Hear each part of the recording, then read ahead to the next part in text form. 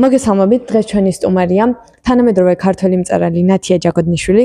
ნათიამ დაამთავრა ივანე ჯავახიშვილის სახელობის ბიზნესი და ეკონომიკის ფაკულტეტი. 2018 წელს იგი გახდა ავტორი, იმის შემდეგ რაც პალიტრაელის ორგანიზებულ კონკურსში გახდი ბესტსელერის ავტორი, გაიმარჯვა. ამის შემდეგ გამოიცა მისი პირველი წიგნიც დუნება, შემდეგ კი სხვა წიგნები, როგორიცაა შეცდომა და გადამწვარი ხიდები. მის მიერ დაწერილი სასიყვარულო ისტორიები დიდი პოპულარობით სარგებლობს ქართველ თინეიჯერებს შორის. მოგესალმებით, ნათია. მადლობას გიხდით სტუმრობისთვის. ძალიან დიდი მადლობა თქვენს. როგორც ვიცით, თქვენ დაამთავრეთ ბიზნესი და ეკონომიკის ფაკულტეტი და ბიზნესი და მწერლობა ერთმანეთისგან განსხვავდება რადიკალურად. რამ განაპირობა თქვენი ეს გადაწყვეტილება? კი ბატონო. 13 წლის ასაკიდან წერდა, ბავშვობიდან ძალიან მიყვარდა როგორც წერა, ასევე ფაქტობრივად თანაბრად მიყვარდა მათემატიკაც. როდესაც ჯერ იმით გაიმაზა, რომ უნდა ამერჩია მომავალი პროფესია, გადავწყვიტა, რომ ცოტა უფრო პრაქტიკული გადაწყვეტილება მიმეღო და შემერჩია ისეთი რაღაც, რაც მომავალშიც გამომადგებოდა. თუმცა წერას არ შევშვები ვარ პირიქით, ყოველთვის უფრო და უფრო მეტად ვშრომობდი იმის პარალელურად, რომ ვსწავლობდი მაღლივში და რაღაცნაირად შეუთავსე ეს ორი საქმიანობა ერთმანეთს. მაინც და მაინც რატომ რომანები და არა სხვა რომელიმე ჟანრი?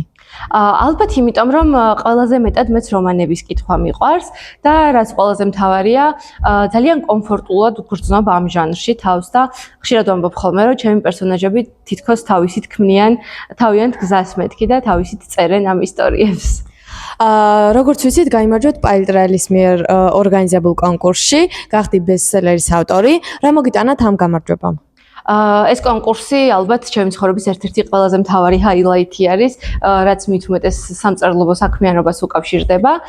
კონკურსი იყო ფაქტობრივად ის ბიძგი, ის პირველი ნაბიჯი, რომელმაც მომცა საშუალება, რომ ჩემი ნაწერები გამეცნო ფართო აუდიტორიისათვის და ოცნება სახელად წიგნი, ჩემი ავტორობით ქცეულიყო რეალობად.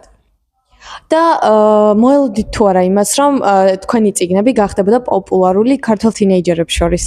ძალიან საინტერესო კითხვაა, იმიტომ რომ დღემდე მიუხედავად იმისა, რომ ფაქტობრივად უკვე 6 წელია გასული, დღემდე მიჭირს ხოლმე იმის დაჯერება, როდესაც ჩემს წიგნებს ბესტსელერების თაროებზე ვხედავ და ძალიან ლამაზი ოცნება, რომლის დაჯერებაც რთულია, მაგრამ საბედნიეროდ სინამდვილეა. როგორც ვიცით, თქვენ წერთ სასიყვარულო ისტორიებს და როგორია იყო მწერალი საქართველოში, სადაც ასეთი ჟანრის წიგნები იშვიათია? საკმაოდ რთულია და გამოწვევებით სავსე, მით უმეტეს დღეს თითქოს ნაკლები პოპულარობით სარგებლობს სასიყვარულო ჟანრი და რომანტიკული ისტორიები. ცოტა უფრო სხვა ამბებზე ვართ გადართული, თუმცა არ ვიცი, რაღაცნაირად ვახერხებ, რომ ეს ამბები, რომლებიც ჩემს გულსა და გონებაში იხარშება, შემდეგ ჩემს მკითხველამდე საინტერესოდ მივიტანო, როგორც თვითონ ჩემი მკითხველები მეუბნებიან, საკმაოდ რთულია, მაგრამ მე მჯერა თუ მოვინდომებთ, აუცილებლად გამოგვივა ამ ჯადოსნური სამყაროს შექმნა და თუნდაც თავბრუდამხვევი სასიყვარულო ისტორიების შეთავაზება მკითხველისათვის. გასაგებია, მადლობა და მაინტერესებს თქვენი პერსონაჟები არიან როგორც ნეგატიური, ისე პოზიტიური და ეს პერსონაჟები არიან გამოგონილი თუ გაიგივებული არიან რეალურ ადამიანებთან? კი ბატონო. ჩემი პერსონაჟები არიან რეალური ადამიანები და ამაში გულისხმობ იმას, რომ ნებისმიერი ჩვენგანი, ნებისმიერი თქვენი ნაცნობი, ჩემი ნაცნობი შეიძლება ამ პერსონაჟებთან აიგივებდეს თავს. კონკრეტული პროტოტიპები არ ყავთ, არც ისტორიები არის რეალური ცხოვრებიდან აღებული და არც პერსონაჟები.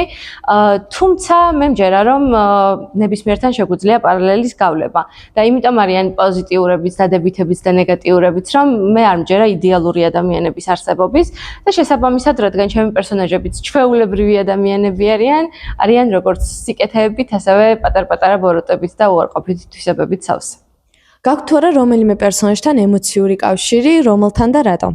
რა თქმა უნდა, როგორი დადებითი ან უარყოფითიც არ უნდა იყოს პერსონაჟი, უარყოფითი პერსონაჟის შექმნას კიდევ უფრო მეტი, არ ვიცი, სჭირდება, დაფიქრება და ბეწვის ხიდზე გავლას გავს, რომ რაღაც სტერეოტიპულად მხოლოდ უარყოფითი და ბოროტი გმირი არ შევქმნათ.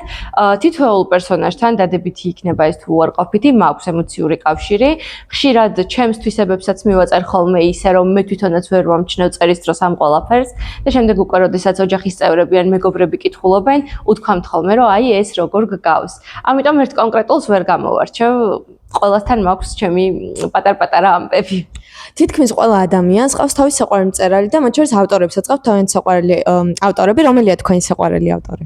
ყოველთვის მიჭირს ხოლმე ერთი კონკრეტულის გამორჩევა, იმიტომ რომ მე ვფიქრობ, თითოეული ავტორი და თითოეული წიგნი გვაძლევს რაღაც ძალიან მნიშვნელოვანს და ძალიან დიდ გავლენას ახდენს ჩვენი ქოცნობიერის ჩამოყალიბებაზე, ჩვენს მსოფლმხედველობაზე, აზროვნებაზე ზოგადად. ამიტომ მიჭირს ხოლმე ერთი კონკრეტული გამოვყო ამისათვის.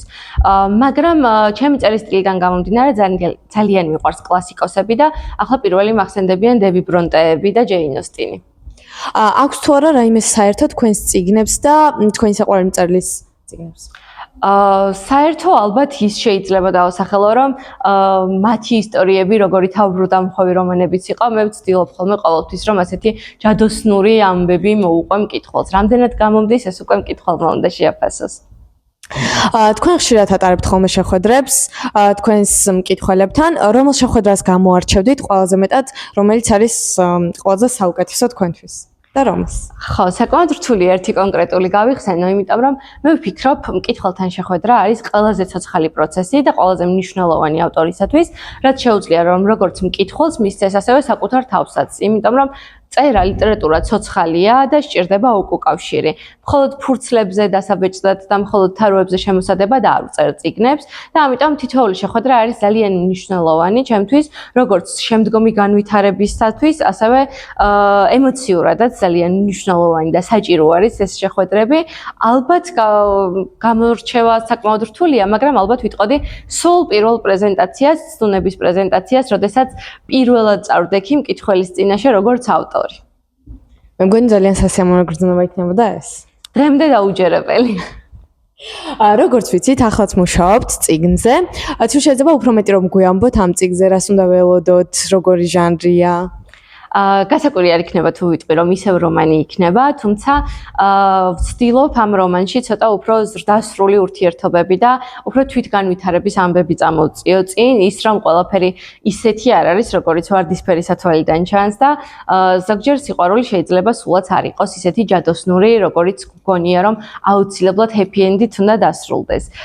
ჯერჯერობით ახალი დაწყებული მაქვს ამ წიგნზე მუშაობა, ვცდილობ მაქსიმალურად ზრდასრული, განვითარებული დახვეწილი ისტორია გამომივიდეს და რაც მთავარია განსხვავებული წინამორბედებისაგან.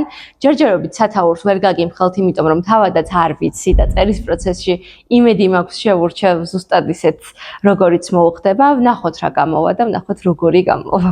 მადლობა ნათია ესეთი ამომწურავი პასუხებისთვის. ძალიან დიდი მადლობა საინტერესო კითხვებისთვის. მადლობა თქვენ.